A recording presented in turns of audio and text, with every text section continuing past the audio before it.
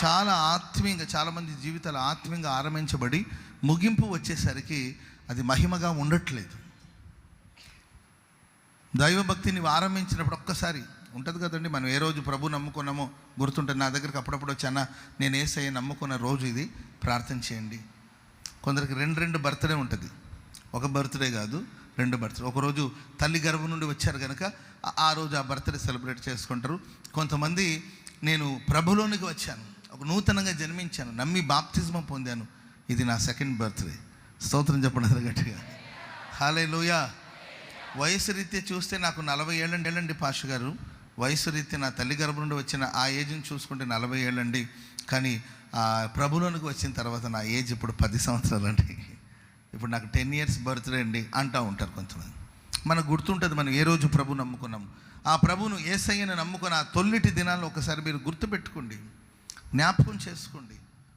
వయసులో ఉన్నప్పుడు మన ఫోటోలు చూసుకొని మనం మురిసిపోతుంటారు, రే చూడరా నా హెయిర్ స్టైల్ ఎట్లా చూడరా, ఆ రోజు అరే ఎట్లున్నా చూడరా బాబా అని అనుకుంటుంటాం కదా.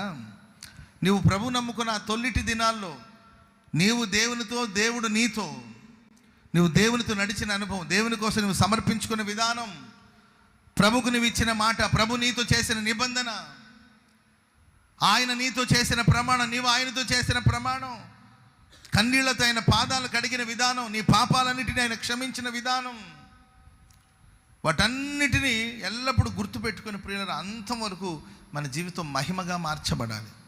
ఆమేన్ చెప్పండి అందరూ గట్టిగా. పరిశుద్ధ గ్రంథంలో ఒక భక్తుని చరిత్ర మనం చూస్తాం. అతడు నోవాహు. ఎవరండి? నోవాహు గురించి బైబిల్ రాయబడింది, ఆ తరము వారిలో నోవాహు నీతిమంతుడును నిందారహితుడుగా ఉన్నాడంట. దేవుడిచ్చిన సర్టిఫికేట్ ఇది. దేవుడి ఇతని గురించి చెప్పిన మాట, మనుషులు చెప్పింది కాదు ఇది.